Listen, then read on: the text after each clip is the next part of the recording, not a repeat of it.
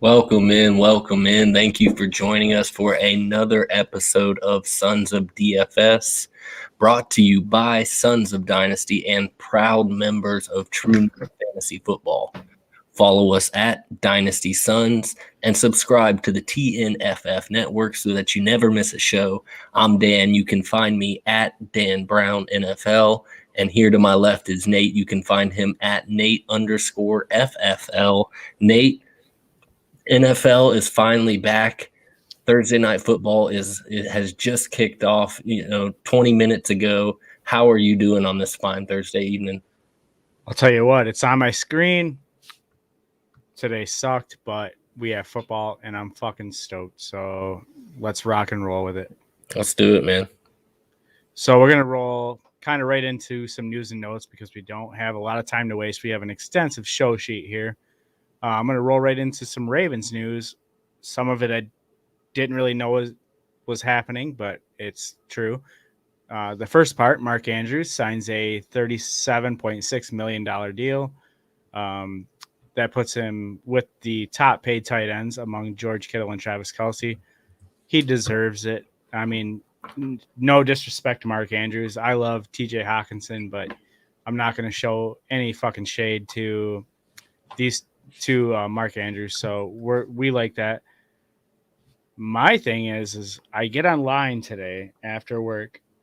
I had a long day, and I see Gus Edwards is out for the year. So I'm kind of not, I wouldn't say shocked. I would just say stupefied because this is not good for a lot of fantasy owners. Dan, do you have a quick thought on that before I go on any farther? Yeah, I mean, it's once again the Ravens, getting another lump here. Just when you thought their running back rotation couldn't get any thinner. Tyson Williams was obviously a popular name as soon as J.K. Dobbins went down. We kind of assumed he was going to kind of take up the Gus Edwards role and kind of be that number two, which we've seen, gets plenty of work and can be valuable in fantasy football. And here he is all of a sudden, maybe towards the top of the pecking order at this point. Lev Bell came in. Trenton Cannon, I believe, is also now in the building. But this running back room is wide open for grabs, and it could be any one of these guys. I think they're all worth a speculative ad, and probably none that I'm leaning towards as far as DFS goes this week. I'm not ready to touch them in that realm. It's a guess. I'm not willing to take either. So it's super messy. We'll go on to the Patriots. We got Hunter Henry, Johnny Smith, both expected to play week one. That's probably good news for a lot of us. I'm not sure what the draft percentages are, but both guys will be available. We got Hunter Henry. If we're looking at DraftKings, we got Hunter Henry at 4,700. We got Johnny Smith at 4,100. If you ask me which guy I prefer, I'm going to take the cheaper because I'm always a cheapskate. I'm not sure how much you want to buy into either of these dudes. Two tight end sets is the big popular thing this year in New England. Sure. So, but for right now, let's not buy heavy into it. Let's see what happens. Let's ride it out for a week and see where the targets go. I wouldn't ride too hard into this. Moving into the Lions, that's my team. That's where I know what we're talking about. Dan Campbell says DeAndre Swift will play week one against the 49ers. This is something I think all of us knew would happen. Campbell and Swift, I mean, he's been out most of the preseason. Obviously, they're protecting him. It's just a big thing where it's just, let's protect him. Let's not get him banged up. So it's nothing more than that. You shouldn't be shocked by the news that he's going to play. You shouldn't be shocked by the news that he is healthy and ready to go.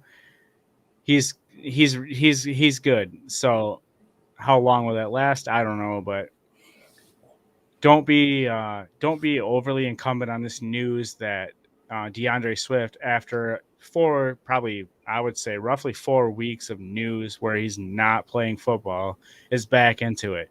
Of course he is. They just want to keep him safe. So what do you think, Dan? Yeah, I mean, DeAndre Swift was getting a lot of traction in the news today. sleeper notification came out talking about all the volume that he's going to see, and then folks are stirring up rumors about a potential murder investigation somewhere in the hills of Philadelphia. I don't think anything else has really amassed from that, but shout out to Kluge. I think he was one of the first guys to really break that story. So hat tip to that guy right there. But I'm still all in on DeAndre Swift, the passing volume that he should see in that offense. Even this week, I think with the news of him not really playing football, as you mentioned, during most of the preseason, is probably enough to keep his ownership pretty low on this main slate this week. So I do like Swift as an option at the running back position.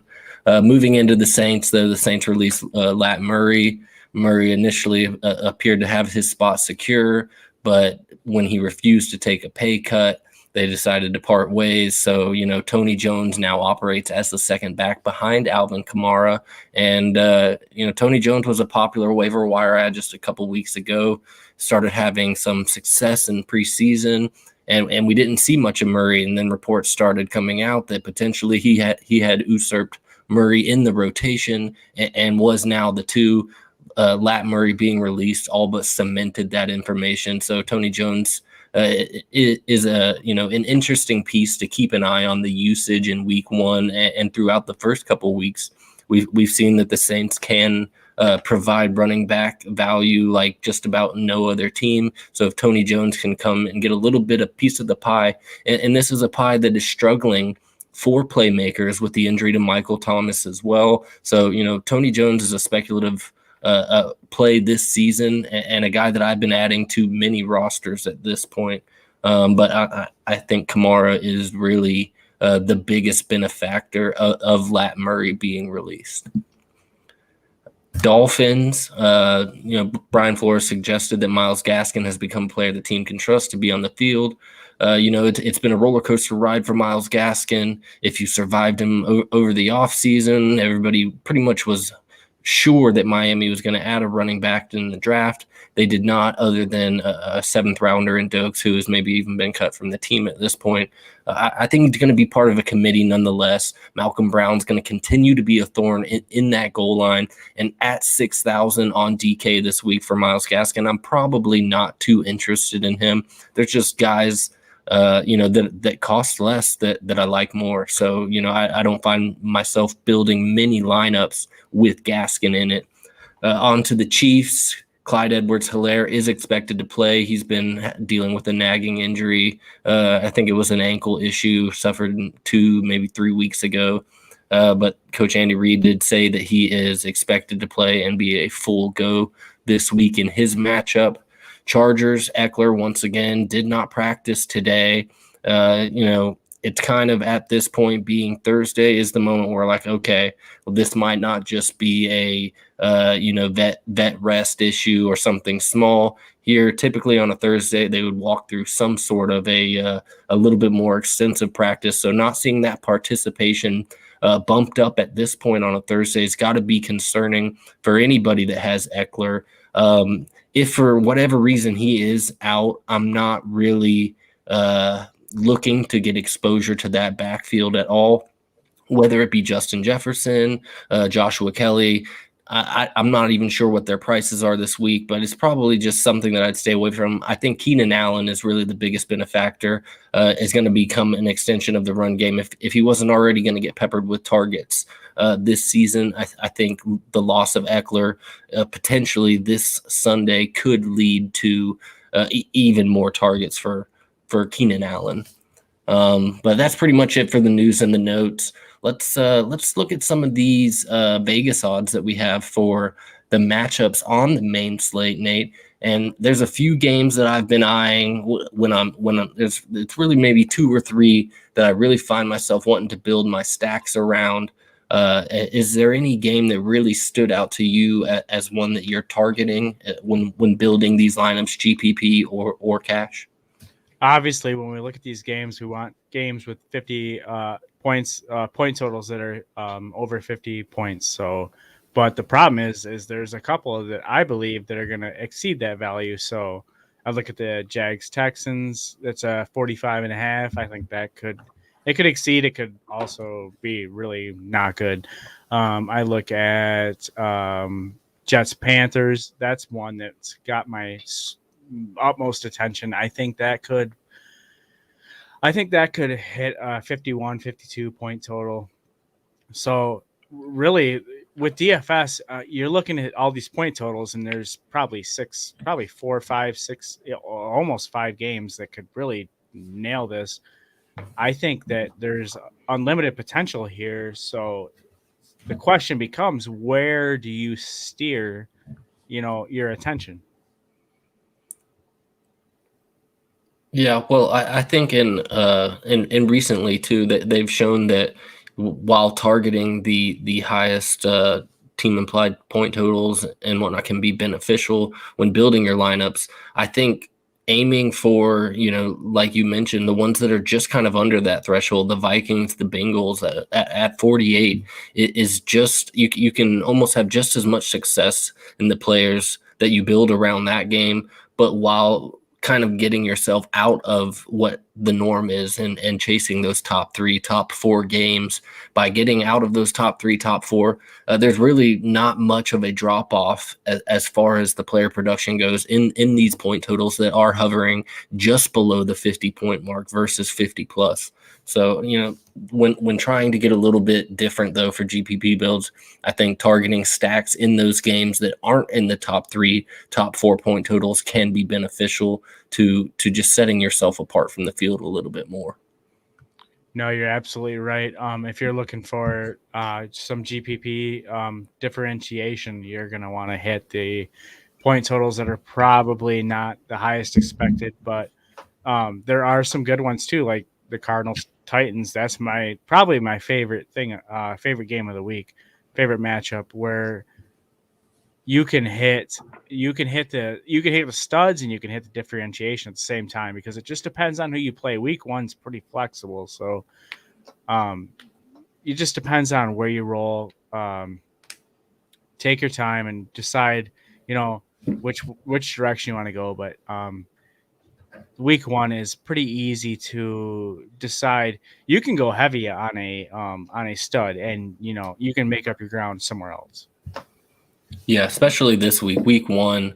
There's just value all over the place, especially at the wide receiver position. I think that majority of builds that you see this week are going to be, where people have paid up at, either the tight end position in Travis Kelce or potentially 2, top end running backs, a Dalvin Cook and an Alvin Kamara, just because of the value that's available at wide receiver. There's just tons. Marquez Callaway, super cheap option that's probably, his ownership's going to be through the roof. Probably one of the most rostered players, I would think, across most of these games is going to be Marquez Callaway, just with what we're expecting him to do as the wide receiver 1 with Jameis Winston in a potential shootout. So, it's just finding those games where you can get in and get a little bit different. We can hop right into the quarterbacks at this point, Nate. Pat Mahomes is the highest priced quarterback on this slate at 8,100, and has a great matchup against the Cleveland Browns. And just below him, Kyler Murray at 7,600. And as we mentioned, that Arizona-Tennessee matchup is one that I keep frequently getting into when I am making these builds. I like both sides of the ball. There's great options as far as paying up and paying down, but it's a game that I'm really trying to find some exposure to, whether it's with Kyler Murray or the cheaper Ryan Tannehill going at 6,500, 1,100 less than Kyler. So we'll do that. We'll jump right into the quarterback situation. If you're new to DFS, if you're new to fantasy football, Patrick Mahomes is always good. It's always a good play. The Chiefs are looking at a game with a 53.5 point over-under, so that's always sexy. That's always something you want to do. The thing is that you want to differentiate yourself a little bit. So for me, I'm not dropping far down the list. I'm going one spot down. I'm going to Kyler Murray. My favorite play, especially for cash, is Kyler Murray, the starting quarterback for the Arizona Cardinals, is 7,600 on DraftKings. He's facing the Tennessee Titans this week. I predict this game to be a very highly scoring game. I think that the over-under is going to get smoked. I'm not sure how good it'll be, but I think it's very appealing because Murray and if you pair him with DeAndre Hopkins, you've got a great stack. So the thing with DFS is you want to bounce back with a player from the opposite team to make it a appealing stack. So with the Titans, you've got plenty of options. You've got AJ Brown, you've got Derrick Henry, you've got Julio Jones. So that's up to you how you want to roll that bounce back. But for me, I'm going with Kyler Murray and DeAndre Hopkins. That's my favorite stack, especially for cash plays this week. And then if I had to pick one out of the Titans, I'm going to go with Derrick Henry because I think it's a safe bet considering that the Falcons secondary that's not there is going to have trouble covering Julio Jones and AJ Brown. Yeah, no, you talked about Jalen Hurts, and that's another game that I find myself targeting as well this week, the Atlanta Falcons and the Eagles. Jalen Hurts price point this week, with the rushing floor, he's one of the cheaper quarterbacks that you can find that does really have that rushing floor. You could make an argument for a Trevor Lawrence, but he's only $200 cheaper than Jalen Hurts at 6,400, and Jalen Hurts has the better matchup. You mentioned it. Atlanta's defense has been terrible, and they didn't really make a ton of improvements this year on the defensive side of the ball. So I think it's another defense that we are going to be targeting regularly, and makes the Matt Ryan, Kyle Pitts, and Calvin Ridley stacks that much nicer on a weekly basis. Just knowing that the defense is going to be yielding points regularly, it just bodes well for the weapons there in Atlanta. As far as Jalen Hurts, he's got some potential as far as the stacking goes. His weapons are cheap. Devonta Smith, 4,500. Jalen Reagor, 3.7. I think in most of the stacks that I've been building, I find myself gravitating towards Jalen Hurts and Jalen Reagor together. I think Smith will be a little bit more popular and about $800 more expensive than Reagor, when I'm not sure what the roles are going to look like coming out week one, but they're pretty much on an even keel. Quez Watkins is another one who's at 3,000 for a large field GPP matchup. Might be a potential stack there with Jalen Hurts as well. But I really like what you mentioned, which is being able to bring it back on the other side of the ball. And this is a game that you can really do that with. Having Jalen Hurts and maybe steering away from his weapons in Devonta Smith, Jalen Reagor, either of the tight ends. Zach Ertz, 3.8, Goddard, 4.8. I don't think I want a piece of either of them, really. But if I had to pick one, give me Zach Ertz for $1,000 less. Because as far as I'm concerned, those two guys pretty much have the same role. It could be either one any given week. So if you're going to give me $1,000 price cut on one, I'm going to lean that direction. But more than anything, I like Jalen Hurts, and I like bringing it back with a Kyle Pitts and a Calvin Ridley and stacking the game that way. I mentioned it before on the last week's pod. Jalen Hurts is still a guy that I'm buying into, even if I don't have confidence in the weapons around him necessarily. I do have confidence that he's going to be able to produce no matter the game script.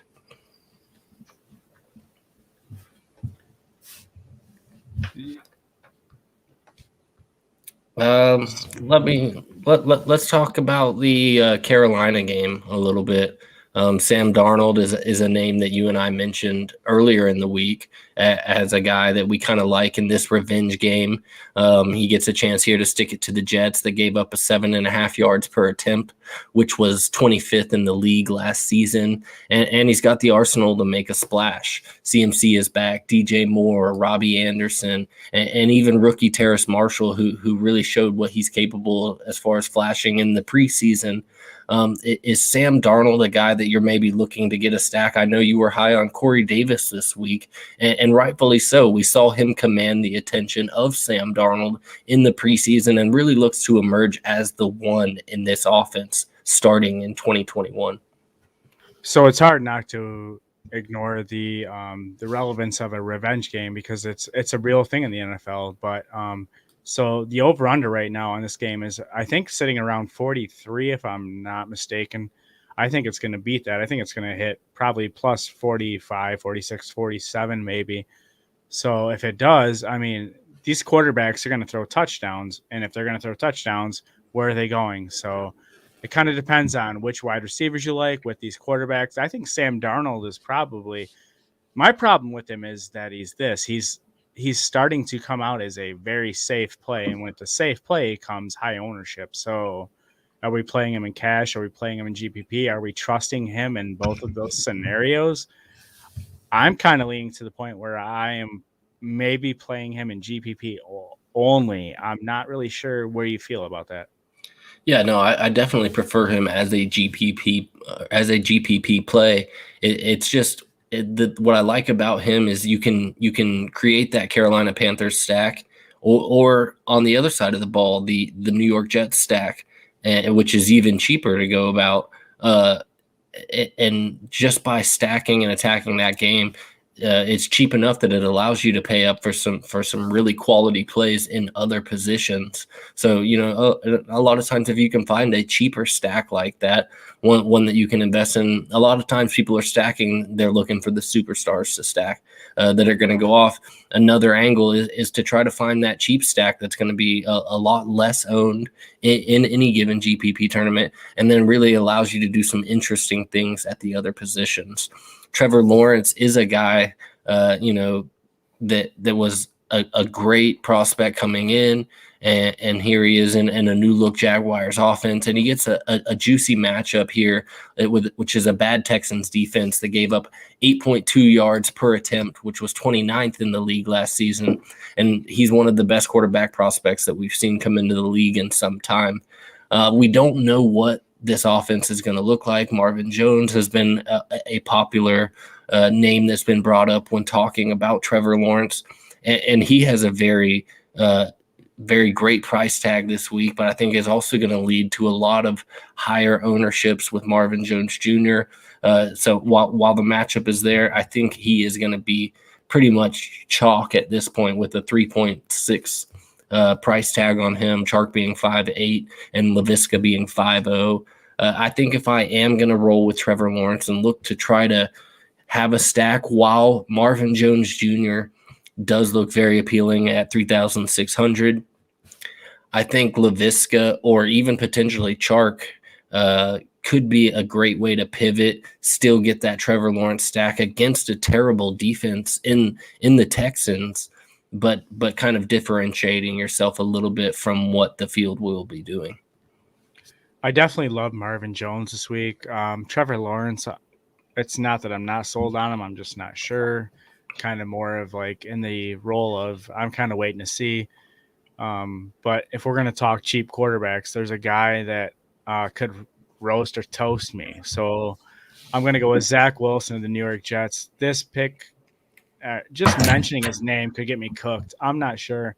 I think he's either going to do great or he's going to be not so good. So I'm going to roll with it. I'm going to say Zach Wilson. I think I've watched him play this preseason. He's been good. He's been really, really good. Him and Corey Davis have been on point. This could really bite me in the ass. I am hoping it doesn't. I'm going to go with the fact that Zach Wilson is one of the top quarterbacks. I'm going to go as far as saying he's one of the top quarterbacks this week in DFS. I really, really, really, really, really hope I don't regret saying this.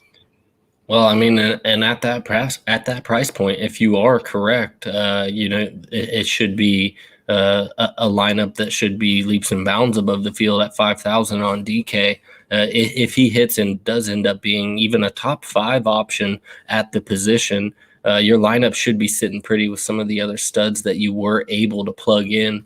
Any other quarterbacks that you do like that you want to mention while we're here talking QBs right now? There's some that I like, but I wouldn't tie my name to them. Mac Jones, Jameis Winston, Baker Mayfield.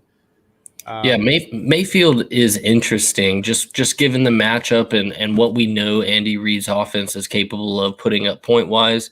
I think that he could be forced to kind of keep pace with the Chiefs, and he does have weapons around him. While we all love Nick Chubb, they may not be able to just let Chubb run down the field. But the Browns could look to slow the pace of the game down, using their tandem backfield to kind of keep Mahomes and company off the field. But Mayfield, he's kind of got a good bit of buzz this year heading in. We saw the efficiency kind of come through towards the end of the year.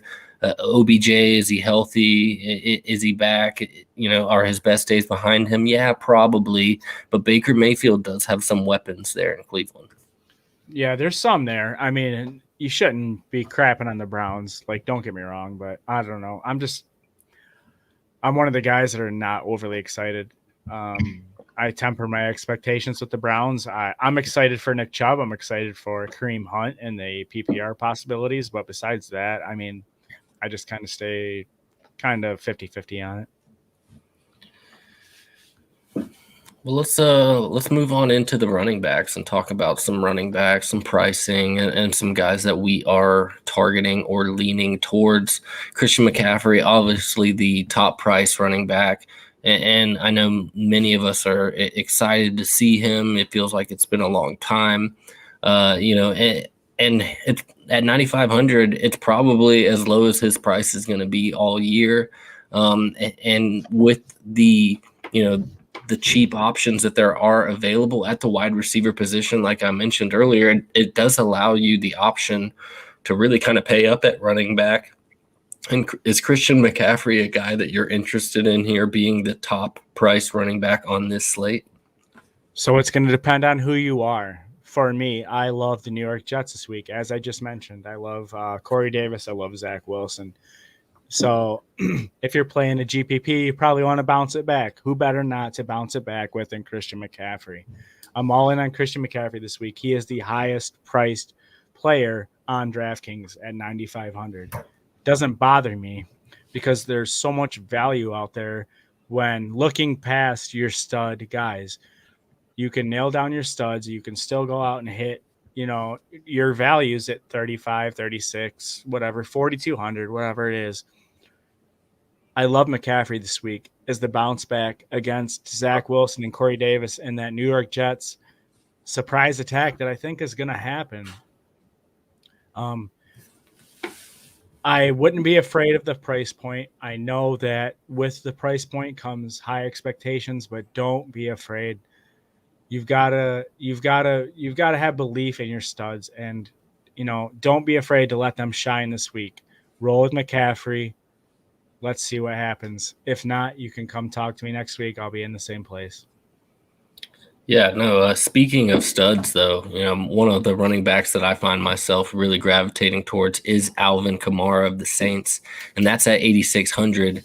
But, as soon as the MT news broke, Alvin Kamara really started to kind of shoot up my draft board, and I started honing my sights on him in best ball leagues and everywhere else. He's going to be a major factor as usual, but there's just volume to go around without Michael Thomas being there. Yes, Marquez Callaway stepped up and looked great with the named quarterback Jameis Winston under center, but I think Kamara is going to get just straight volume. And as we mentioned in the beginning of the show, with Lat Murray now no longer in the picture, Tony Jones is there. Shout out to Tojo. But AK is going to absolutely feast. I wouldn't be surprised at all if we see him receive damn near double-digit targets on a weekly basis throughout the course of the year. Jameis Winston taking those deep field shots, it just opens things up for Kamara to work underneath, whether it be in the short passing game or the run game. Lat Murray handled a lot of those the rushing attempts for the Saints, so it'll be interesting. Does Kamara end up inheriting a few more rush attempts, or is that where Tony Jones is kind of going to come in and be the 1-2 banger and let Kamara kind of have those more valuable touches in the red zone, in the hurry up and whatnot. So, I mean, Alvin Kamara's got all the opportunity that he could possibly handle here to start the year against a matchup in Green Bay where we expect Aaron Rodgers and co. to be putting up points coming off the efficient season that we saw this past year. Well, as of last year, Alvin Kamara shredded the Packers. He had 13 receptions for 139 yards and 2 touchdowns, along with 58 rushing yards. He's a piece that I'm definitely looking to get a part of in my lineup, being the 4th priced running back on this slate with a juicy matchup. I find myself getting Kamara in most lineups that I'm building, whether that's cash or GPP. I think he's really a guy that's going to set you apart from the field this week. Yeah, I agree. Kamara is somebody that's super appealing, especially with, you kind of wonder with Jameis Winston under center, like what's going to happen, but it's something that we're all going to have to kind of roll with together and see what goes on. But moving on from that, we're going to look into Najee Harris. Najee is somebody that I'm going to be completely full forth with you. I'm confused. I'm not sure where it's going to go. Obviously, he's going to have a massive workload this season. He should be a lock and top 5 with touches at the position. Mike Tomlin has a history of feeding his feature back, so we've seen that with Le'Veon Bell and James Conner. But is it going to keep happening? You would like to think so. One thing that I think of is Ben Roethlisberger out of the shotgun. I don't think Najee is going to want to play out of that position, so we're going to have to see where that goes. Week 1, the Bills. He faces the Buffalo Bills. Their defense gave up 4.5 yards per carry last year, which was 19th in the NFL. Matt Canada's scheme is in full effect, and Najee is looking to take full advantage in his debut. So I'm kind of curious as to, for DFS, I'm hesitant to play Najee. I think it's a great matchup. Part of me wants to say, let's wait and see what happens. Dan, I'm kind of wondering where you lie on that. Yeah, the Steelers are interesting alone moving forward. I think this week is going to be very telling, but it almost feels like somebody is bound to disappoint in this offense. And if it's Ben Roethlisberger, it could be bad news for more than just one or two. It could be bad news for a lot of them. I've been touting Deontay Johnson hard for the last 2 years now at this point, but there's definitely a realm where if Najee Harris is what we want him to be, that the receivers that we were already kind of worried about how the pie is going to be divvied up amongst the 3. If Najee Harris is here to take significant work, whether that be the passing game or in the run game, it could be problematic for the 3 wide receivers. So I really like Najee Harris as a prospect. I like the system that he's in here with Mike Tomlin, and now with Canada there implementing his schemes. We're going to see a lot of motion. We saw a little bit of it in the preseason. I think that is going to benefit Claypool more than any of the other 2 receivers, but I think it also benefits Najee Harris. And if the targets are there to boot, he should absolutely feast.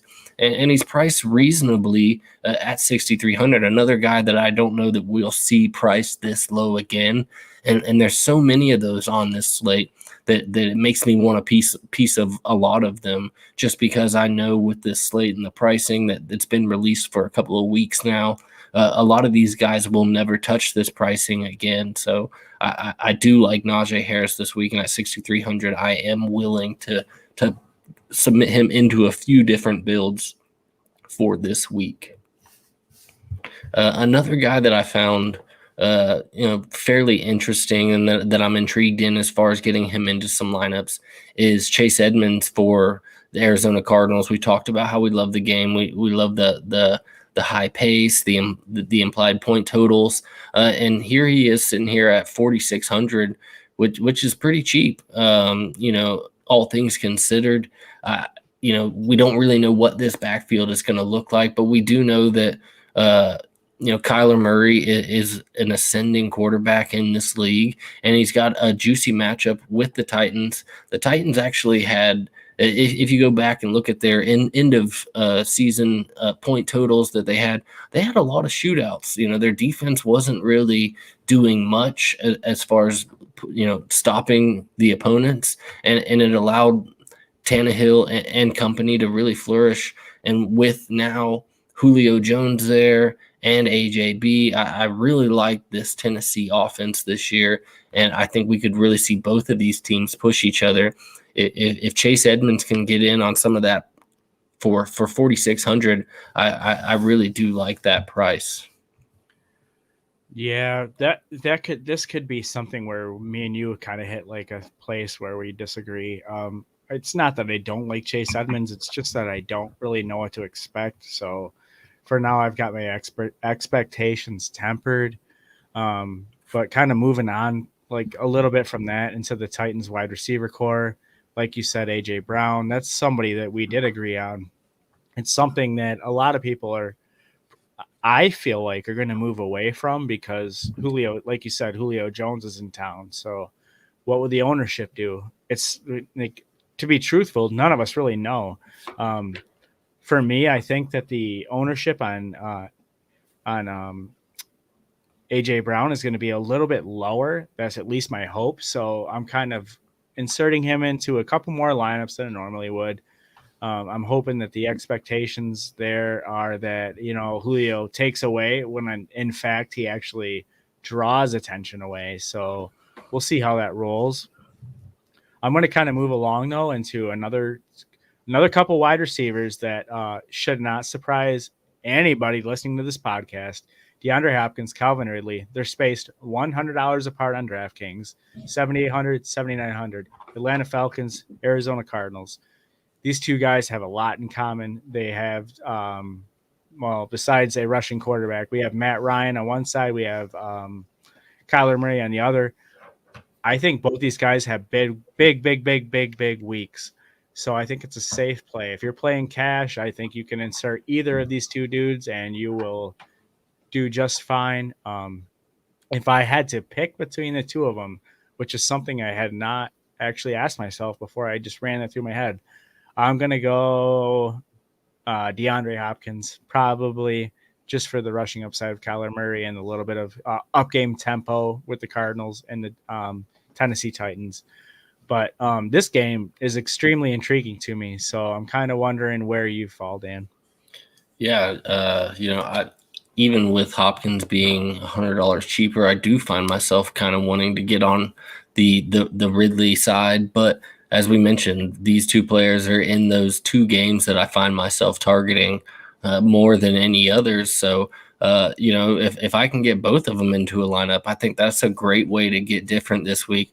Like I mentioned, the wide receiver depth as far as pricing goes is just unreal this week, which is going to cause a lot of guys to kind of pay down, get some of those cheaper wide receivers, your T. Higgins that's priced very reasonably at 4,700 this week, and those types of moves, 4,700 for T. Higgins or 7,800 for DeAndre Hopkins. That's a huge swing at $3,000 right there. And while obviously we do like Hopkins more, is it $3,000 worth more? So I think that you're going to find a lot of guys finding these wide receivers, your T. Higgins, your Marvin Jones Jr., who's 3,600, and really trying to get those guys into their lineup so they can get an Alvin Kamara or a Dalvin Cook into their lineups. So I think a great way to get different this week is to spend up at the wide receiver position and try to, save money in the other positions, whether it be running back, a tight end, punt, or a cheap quarterback stack like we mentioned before with Zach Wilson. So the real way to get different this week is literally right now. So we have Corey Davis, T. Higgins, Marvin Jones, Amon-Ra St. Brown. We have 4 stud receivers, cutting into Dan's line a little bit because Corey Davis, T. Higgins are mine, Marvin Jones, Amon-Ra St. Brown were Dan's. But these are 4 guys that you can get literally for all of them. Corey Davis is at 4,900, T. Higgins 4,700, Marvin Jones 3,600, Amon-Ra St. Brown at a dirt minimum of 3K. These guys can produce this week. If you can land these guys in your lineup, and it shouldn't be an issue to do it, you're going to have plenty of money to land down your studs like previously mentioned, Christian McCaffrey, all these other guys. So is there a gamble there? Sure. There's definitely a gamble because these guys could flop. A couple of these guys, Amon-Ra St. Brown's a rookie. He could choke. There could be problems early on in the season. Corey Davis is paired with a rookie quarterback in Zach Wilson. T. Higgins with Joe Burrow and a very weak offensive line. So there's a gamble to all these. But if you're playing GPP lineups, you're going to have to gamble to win. So some of my favorite plays this week, I'll reiterate it. Corey Davis, wide receiver, New York Jets, 4,900. T. Higgins, wide receiver, Cincinnati Bengals, 4,700. I'll let Dan finish his too, but these 2 guys are just studs in GPPs. They could fail you, but they could also win you a very large chunk of change. Yeah, no, I love Corey Davis and T. Higgins. I think they're both solid plays this week and reasonably priced there in the upper 4,000 range. These other 2 options that I mentioned are a little bit lower price, and that's Marvin Jones Jr., which I also mentioned. I think his ownership is going to be pretty high this week, but definitely has the potential to make some noise here against a terrible team in the Texans. Shout out to Coach Craig. And Amon-Ra St. Brown, he's a guy that did flash in the preseason, and we're expecting the Lions to lose this game. Could find themselves in a favorable game script from early on, even. And at 3,000, it doesn't take much, to really come back and add value from that price point.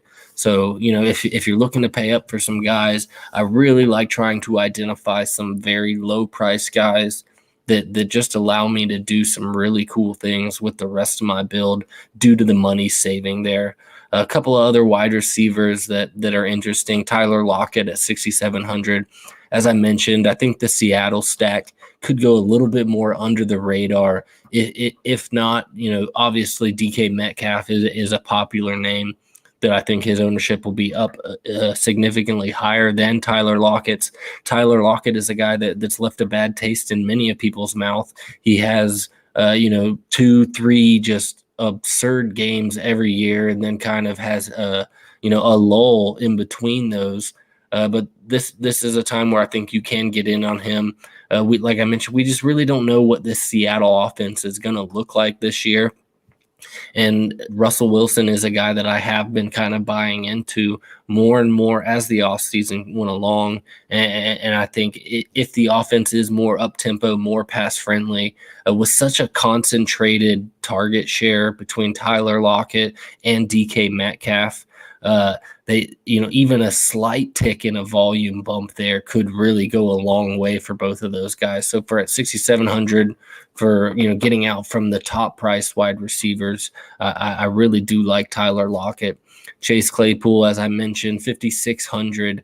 The Steelers offense is one that's it's done well for us over the years, and playing against Buffalo, obviously there could be some points flowing back and forth, but I think it's an offense that, like we mentioned with Najee Harris, I really kind of want to see, what the target distribution looks like with Najee Harris also in the picture. So, 5,600 Claypool, I don't mind him. Michael Pittman, though, for the Colts at 4,100. That's pretty cheap price. T.Y. Hilton out of the picture. Paris Campbell can't get healthy to save his life. I don't find myself getting a whole lot of exposure to the Colts outside of JT, but I do think that Michael Pittman will be pretty highly owned just based off of him kind of being the de facto alpha in that offense right now, and potentially being a main target of Carson Wentz. Where are you on Michael Pittman, Nate? Well, with Michael Pittman, it depends if we're talking DFS, if we're talking season long, because if we're talking season long, I'm going to lean Pittman. If we're talking DFS, give me, one of the less known guys. So that kind of depends on that. If we're going to move along a little bit past that, Marquez Callaway, I love for DFS. That's a great selection. It could burn you. It could help you if you're playing GPPs. Throw him in your lineup. It could be very positive for you. Moving even just past that to tight ends, this is where things get kind of messy and interesting at the same time for me. Travis Kelce's priced to 8,300. Who would have thought he'd be a great play? We've got George Kittle at 6,300. We've got TJ Hockenson at 49. So things drop drastically. They go down. The percentage of pay goes down quick. You're dropping $2,000 at a time. As far as Kelce goes, he's going to be chalk, obviously. I don't care what his price is. He's probably going to be chalk. For week one, he's something I'm probably not too interested in, no matter how safe he is. I think he's going to, the chances are he has a tough week. A tough week for Travis Kelce is 12 points, which is still good. But beyond that, I'm going to look to guys like George Kittle against the Detroit Lions, my Detroit Lions that are horrible on defense. So I think Kittle's got a great matchup against these linebackers, because these linebackers, if we're being real, they haven't improved and it sucks. But for DFS play, that's great, because Kittle's going to feast on these guys. He's going to absolutely murder these Lions linebackers. It hurts my soul, but at the same time, it's going to make me money. So I'm all in. I am 100% in on Kittle this week. The Lions are going to very much struggle to cover him. He's healthy. It's beginning of the year. He's not banged up. He's not playing, at 50%. He's playing to win. So I love Kittle against Detroit. Yeah, man, I'm stoked to see George Kittle play football again. He's just a guy. You cannot help but root for a guy like Kittle. He makes the game fun for us as the viewer, for his teammates. He's just a guy that if you don't root for George Kittle, you can see yourself out right now.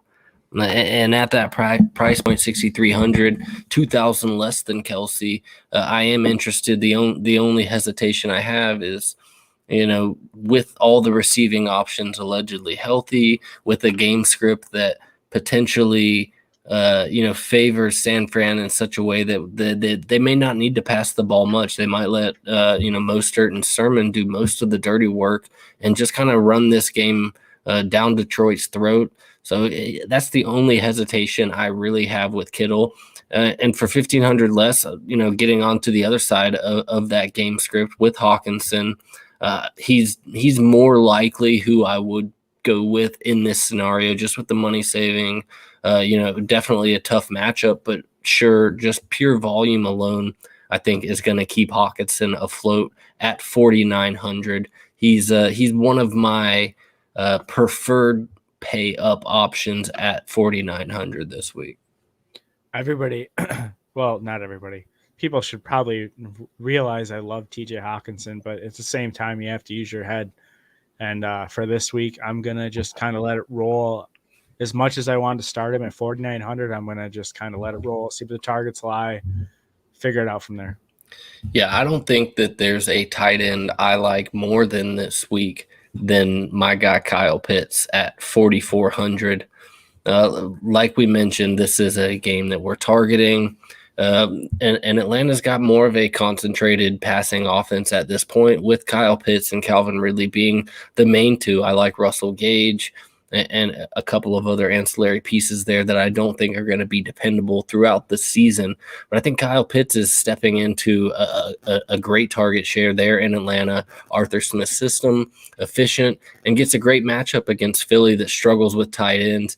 This is my stamp for you will never get Kyle Pitts in sub 5,000 ever again the rest of the season. And so I would be doing him and myself a disservice if I did not lock him into the tight end position in most builds that I'm doing. So you can't go wrong. And I don't think the ownership is going to be ridiculous this week. While he's still a rookie, the name value is obviously growing exponentially every day at 4,400 and the volume that we're expecting him to see there for Atlanta. I don't think you can argue that. So Kyle Pitts at 4,400, lock it in for me.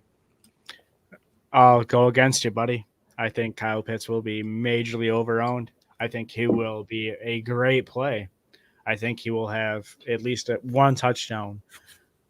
My counter argument is that I think, we don't have to agree on everything. I think he's going to be way, way, way. I think he's going to be way overowned. I think his ownership exceeds 60%. I'm willing to bet on it. Yeah, no, and I mean I could see that just because just below him, you've got Fant, Tonyan. I think the unicorn aura is pretty loud, and like I mentioned, that is just such an interesting price to get in on him at for week one. I don't think most of us really know what Kyle Pitts is going to be, other than we know he's going to be great. We saw just the brief glimpse of it in the preseason, but the fact of the matter is I come back to the volume that I think he's going to be able to see. The target share in that offense is just going to be enough to keep him afloat all season long. And if the touchdowns are there, then it's to the moon for Kyle Pitts. So yes, ownership could get up this week. Really more than anything, which what I always like to do is as I punt the tight end position altogether. It's either a top one, top two guy, and Kelce at 8,300 is 5,000 more expensive than some of the tight end punts that I'm targeting. Some guys that I'm building around are Dan Arnold for the Panthers, once again getting in on that Carolina game. He's 2,600. Dan Arnold is kind of a guy that not many people know about and isn't really an option that you think about when you're thinking about the Panthers passing game. But I do think he is the lead tight end in that offense. And at 2,600, he's a punt play that I do like. Anthony Firkser's at 3,200 getting in, once again, targeting these same games that we talked about. And Gerald Everett at 3,400. I think is going to be a semi-popular play. He's kind of started to gain a little bit of hype heading in towards the regular season as well. But, anytime I can get a tight end for that 3,000 range, those are really the guys that I like to target, and it allows me to spend up at the running back and wide receiver position more so. A lot of DFS early in the year is going to be research and analysis. So we're going to start out, you've obviously got the rookie wide receivers. You've got guys like Devontae Smith, 4,500, Jalen Waddle at 3,500. I mean, the values go on and on. So what we're doing right now is we're going to be gambling just like the rest of you because we don't know what's going to happen. We're going to watch the results as the years go, as the year progresses. We're going to see where the numbers move, where the values lie. So stick with us because this is going to be kind of a week by week process because, obviously we want to win week one, but it's going to take a little bit of time because we don't know where the targets go. We don't know where the targets per routes run go. That's a major advanced statistic that I follow. So just kind of stick with us and see where the analysis kind of falls because don't get discouraged after 1 week if you don't hit big because it takes a little bit more time than that. Yeah, no, absolutely. If you're not hitting regularly, that's part of the game. There's not anybody that's playing DFS that is just winning constantly, and that's kind of why I like the smaller field GPPs is because in order to even be lucrative in this game, you don't have to hit every time. You can hit one out of every 8, 1 out of every 9 times even, and still end up covering your back end and then some. So, if you end up hitting, 2 of 8 or even 3 of 8, all of a sudden you're well above the curve. And it's just not something that if you're going to go into it and expect to win, win big money every week, you are going to be disappointed, and then you're not going to end up playing well. You got to keep yourself grounded, have a plan, and be realistic, and learn from every slate that you do. Like I mentioned, I think last episode, once that slate wraps up, even if you didn't cash, going back and seeing the top line builds that did cash, the line that built it all, and getting into the mindset of the person that built that lineup, and you can learn so much from just doing that. You're basically now seeing the answers to the test that you took hours before, and you can use that information to improve your process and build the next line for the next week. Yeah, I think you nailed it, man. With that in mind, we're coming close to the 1 hour mark, so I'm gonna hit it on our Monkey Knife Fight read real quick. Monkey Knife Fight is the fastest growing DFS platform in the industry right now, affiliated with NFL, MLB, NHL, and their product. It is just as strong as their brand power. With DFS prop games for all sports leagues and skill levels, they are sure to have something for you. To get into the action, check out monkeyknifefight.com and use the promo code TNFF on your first deposit for an instant match of up to $50. So if you drop 50 on your first deposit, MFK matches you, and you've got 100 bones to get in there and start playing. Again, this is monkeyknifefight.com, promo code TNFF. Use it on your first deposit so you can get some extra cash. So we were looking through Monkey Knife Fight, Nate, and we found a couple of props that we thought were interesting or good ones for us to talk about here. And that would be two wide receivers that we've already spoken about in pretty good length tonight, in DeAndre Hopkins and Calvin Ridley. More or less, both of them are set at 85.5 yards. Let's start with DeAndre Hopkins. More or less on 85.5 yards for DeAndre Hopkins. Much more. Over under on this, I would say he hits 125, 130. The Cardinals-Titans game has got a projected over-under. What is it at right now? Probably 50. I want to say 51, 52. Either way, it doesn't matter. These guys are going to nail it out of the fucking park. So I'm all in for this game. Yeah, no, these both feel like straight smash on the Moore side. When I saw these, and that's what Monkey Knife Fight can do for you, is you can just scroll through these props, and while you might see a couple that you're unsure about, you keep scrolling over, all of a sudden you see a couple that you feel great about. I mean, that's easy money right there, and Monkey Knife Fight brings that right here to you, to your living room. Find a way to get a little bit different without having to rely on these guys to score 8 touchdowns on a week or what have you. We're talking about receiving yards here, and I think both DeAndre Hopkins and Calvin Ridley crush 85.5 yards in their sleep. So definitely would hit the more on both of those right there. 85.5 is a sure bet for you to put some money in your pocket, and if not, you can come talk to me. Yeah, so visit Monkey Knife Fight and use promo code TNF to get a match on your first deposit. Anything else, Nate, that you want to talk about before we start to wrap it up here tonight? I feel like there's a lot more we could have covered. I just want to thank everybody that supports us. There's a big chunk of people out there that are around that show us a lot of love and support that I'm not even sure we deserve at this point, but we're super grateful. We're thankful. Brother Matt, behind the scenes, you're the man. I love you, man. Dan, obviously, I love you. You're like a brother to me. Beyond that, you can follow Sons of Dynasty on Twitter at Dynasty Sons. Brother Matt, you can follow him on Twitter at DY_NASTY dude. You can spell that out for yourself. True North FFB on Twitter also at True North FFB. We've got a new website launch there, so a lot of exciting things going on. We're working our butts off to make sure that you guys are getting the best content possible. And there's literally content coming out 2 times a day right now. So you're going to want to check it out at least to see the new content. Dan, I'll throw it to you, man. Yeah, truenorthffb.com. You can go there and you can make your way to the Sons of Dynasty page, or you can go to truenorthffb.com/SOD/, and that'll take you right to the SOD Clubhouse. Right there, you will find our DFS guide article that we put out this past week, as well as our weekly write-ups that we're going to have on several players. We'll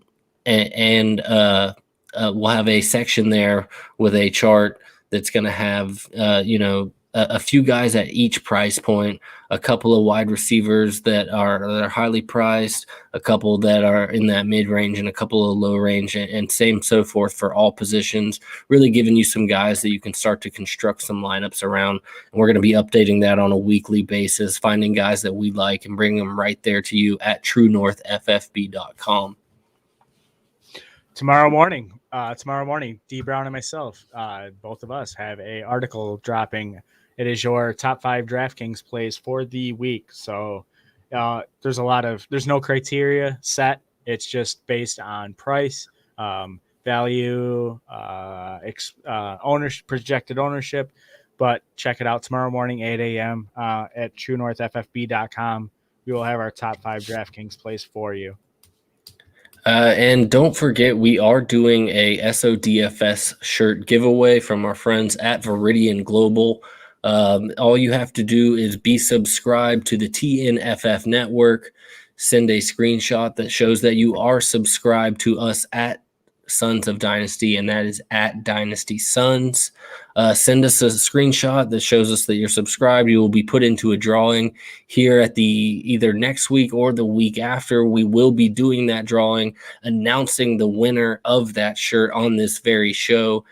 So make sure you do get an opportunity to win some free SODFS shirts. So please send us DMs, rate and review, thumbs up, subscribe, all those things that really help this show out, help us take it to the next level. Big shout out to our friends at True North FFB, Ty, Trav, and the rest of the gang for flooding through the comments here and supporting Nate and I as we take this show throughout the NFL season. It's something that's just really fun for Nate and myself to be able to do, but to be able to do it around such a great group of individuals that support you and that are willing to go that extra mile to see you succeed. Like brother Matt here helping us produce this very show. They are the real ones and the ones that carry us from one week to the next. So really do appreciate that. And anybody that did tune in tonight via podcast, via YouTube, we appreciate you too, and let us know what we could do to make the show better for you, because we want to provide you with the best content possible that helps you win some money on a weekly basis here in the NFL. He is Nate. I am Dan. Appreciate everybody. Much love, guys. Peace. SODFS is for entertainment only and to add value to your sports experience. We give you our advice and strategy that we will employ ourselves. SODFS is not intended for those under the age of 18.